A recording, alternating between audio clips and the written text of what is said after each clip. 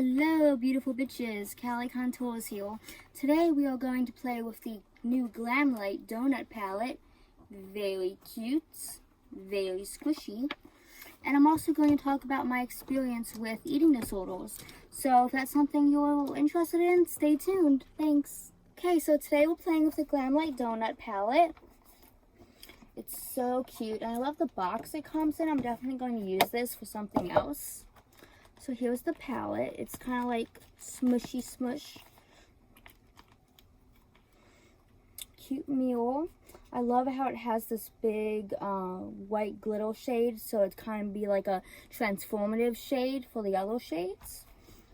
And I wanted to read this little card that came with the palette, because I didn't know this about GLAMLITE, but the founder, Giselle, creates food-themed makeup as a way to promote self-love and acceptance. After many years of being bullied due to being overweight, she decided to combine her love for food and makeup and stand up to fat shaming and bullying. That's just great. So I thought that that would be a good segue to talk about my experience with eating disorders while I play with this new palette. So to start, I'm going to prime my eyes with the Sigma eye primer in Ignite.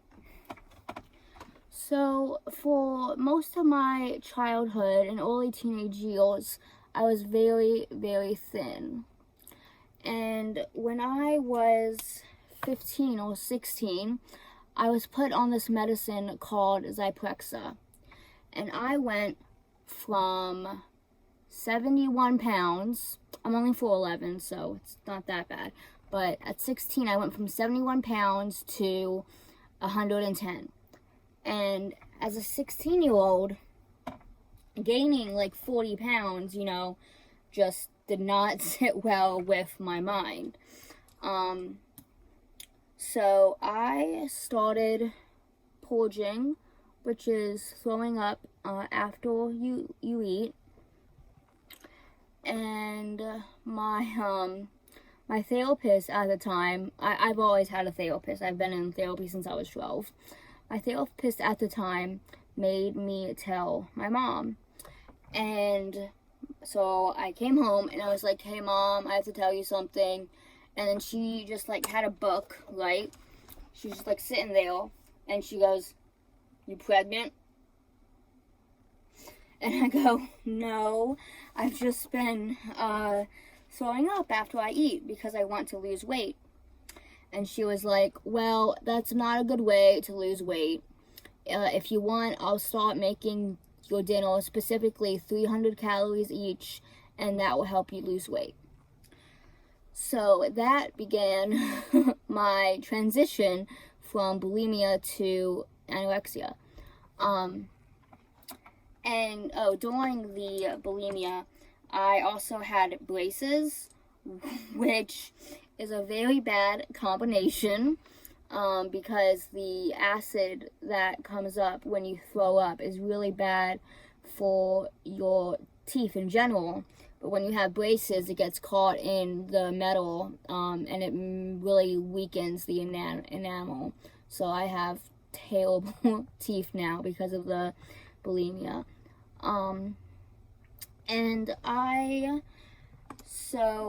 was still purging mainly until I got to college, and in my freshman year of college, I could really control what I ate completely, because like I wasn't living at home anymore.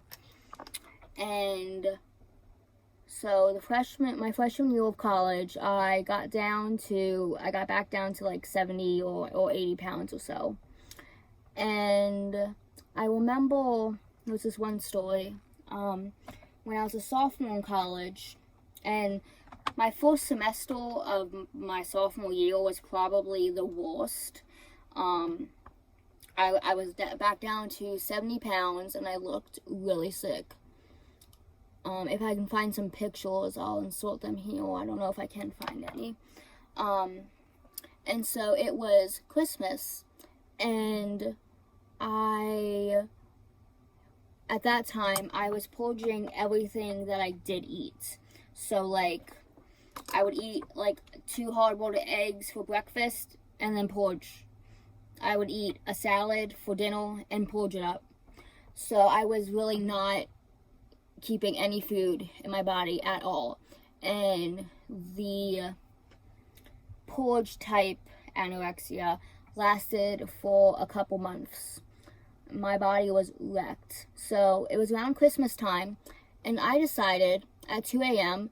to drive to Walmart to do some Christmas shopping.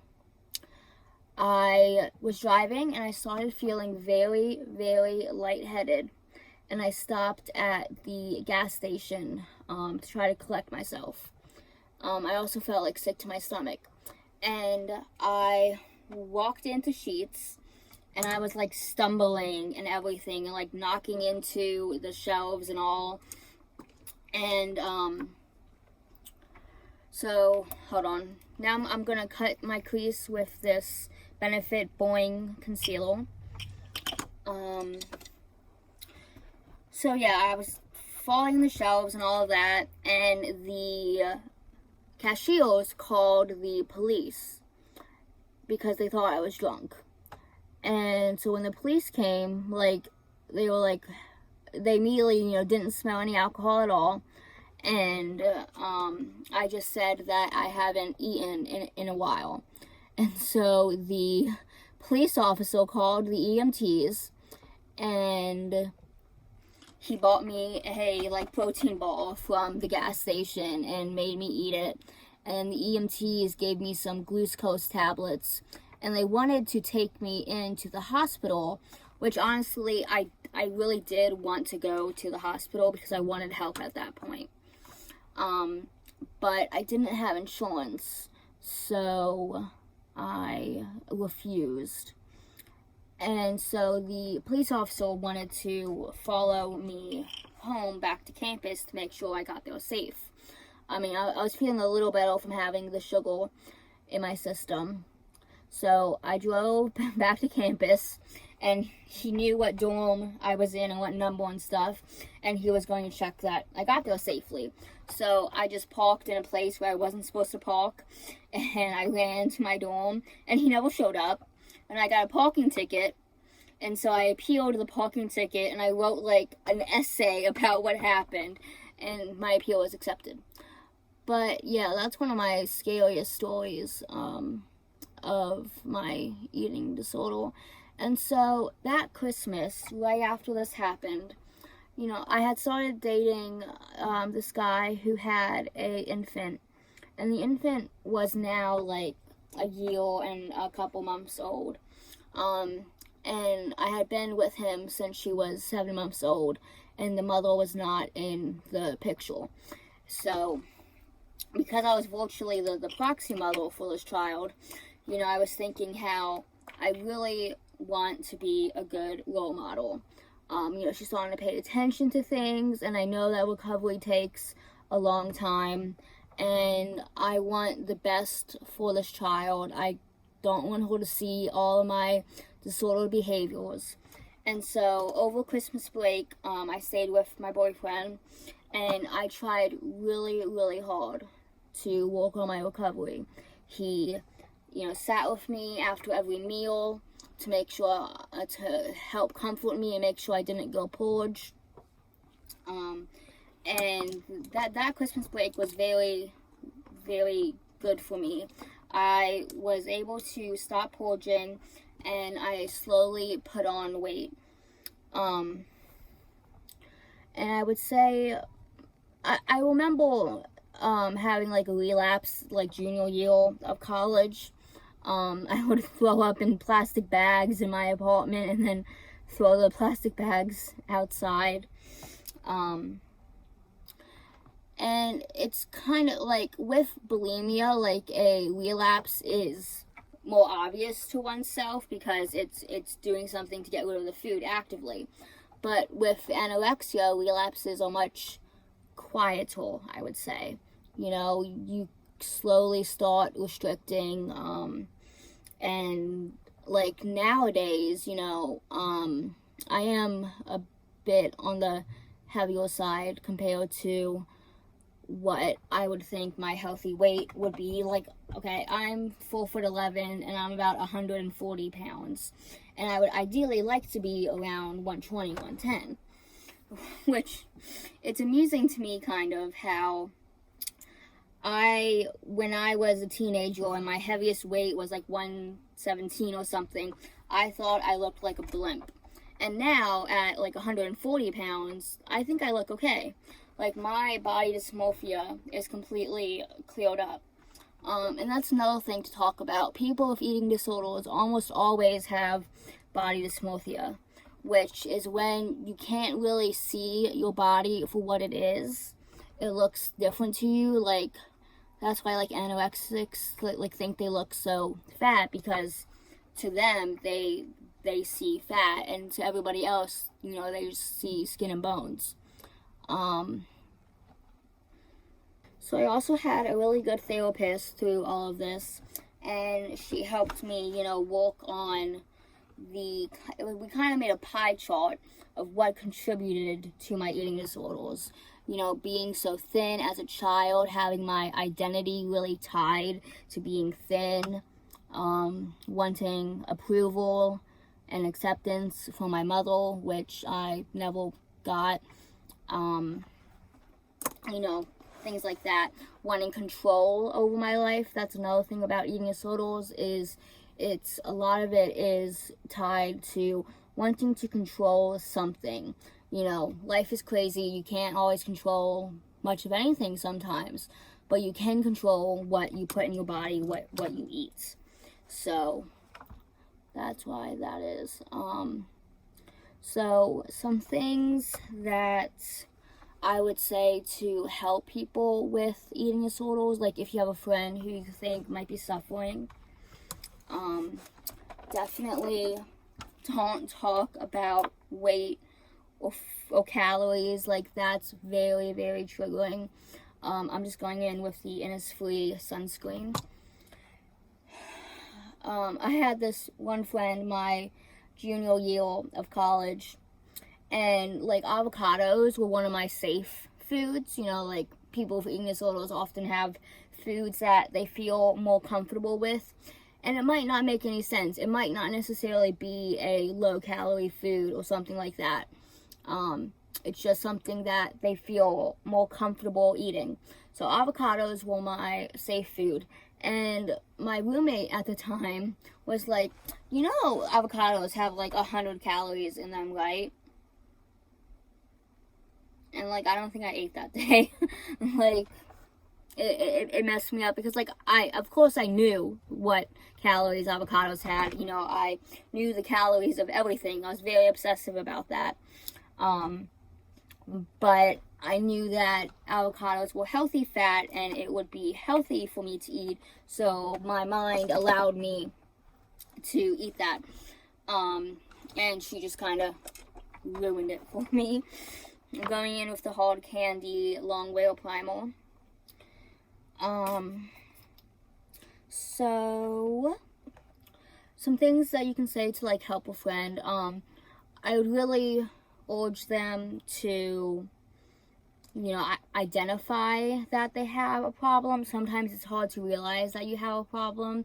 I kind of knew I had a problem from the beginning, because now I don't know if these kind of websites like still exist. I try to stay away from them, but there's like it's called like Pro Anna or Pro Maya community. Anna for anorexia and Maya for bulimia. And it's a lot of like online websites and forums of people with eating disorders to talk to one another, and often even like give tips. So yeah, there was this one website I remember. It was called Why Eat, and it was a forum, and we talked about like the best foods to keep your energy up but all low calorie, how to disguise your purging from your friends and family, just, you know, helpful things like that.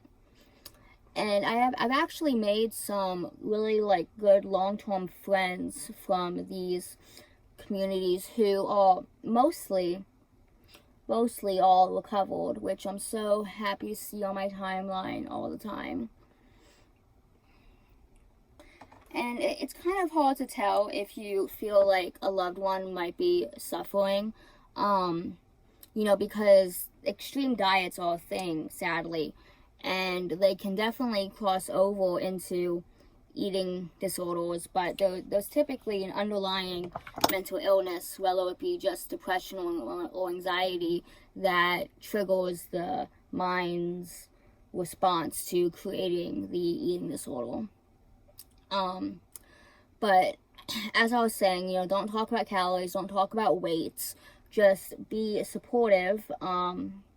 Maybe, you know, some eating disordered people, you know, don't like eating with others. Others only feel like they can eat when they are with others to create the illusion that they're eating. So just really be supportive, you know, let them know that you're there for them, that you've noticed that they've been eating less or losing weight, and you're concerned about their health. I also want to talk about some of the long-term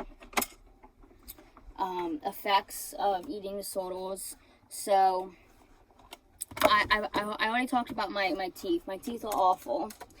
I've spent thousands of dollars so far trying to fix them, and more problems just keep on popping up. And dental insurance in America is insurance in general in America is bullshit. Like, I don't understand why dental isn't covered in all insurance, because like your teeth and your like mouth health completely affect your body's health, you know. Anyway. And as far as I'm doing now, I would say that I really was like fully, like completely in recovery by like age like 20, 21, 22, and I'm 28 now. And the quarantine that occurred, you know, in the spring and kind of still now, was a big trigger for me for some reason. I'm honestly not completely sure why. I think I just was home more. I wasn't as active. I was eating a lot of ice cream, like half a pint a night. I finally have stopped doing that, thankfully. But I don't know, it was a trigger for me, and I really felt the urge to start purging, but the only thing that stopped me really was my teeth.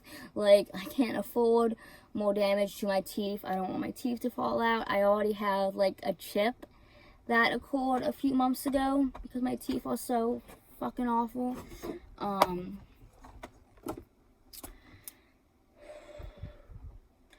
And as far as I'm doing now, I would say that I really was like fully, like completely in recovery by like age like 20, 21, 22, and I'm 28 now.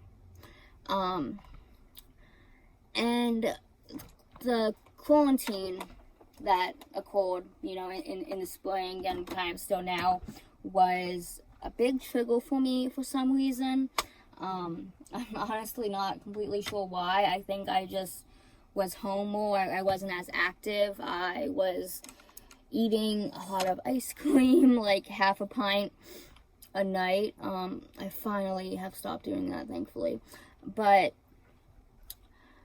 I don't know, it was a trigger for me, and I really felt the urge to start purging, but the only thing that stopped me really was my teeth. Like, I can't afford more damage to my teeth. I don't want my teeth to fall out. I already have like a chip that occurred a few months ago because my teeth are so fucking awful.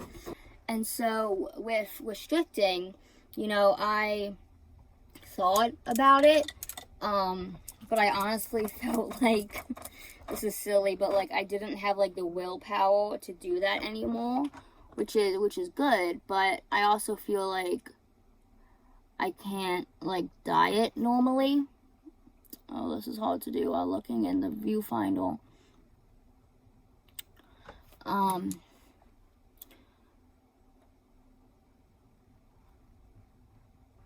Yeah, I'm gonna do my eyeliner and lashes, and I'll be right back. Okay, lashes, eyeliner, and lipstick on. This is the Lily Lashes in Miami Flail and ColourPop Beeple on the lips. So, like I was saying, as I'm doing now, I actually talked to my therapist about my issue with trying to diet, but just keep on falling into restrictive mindset. And there's actually a nutritionist at the health center I go to, so she's going to hook me up with the nutritionist, and hopefully I can figure out a way to diet healthily. I do practice intuitive eating, which is just eating when you're hungry and eating a bit multiple times a day. And I also do that because of my hypoglycemia, so I need to keep my blood sugar up. Excuse me. I am both strange and unusual. So yeah, that's the video. I hope you guys enjoyed it. If you have any questions, just leave them in the comments. I love to talk to you guys. Yeah, love you all. Bye.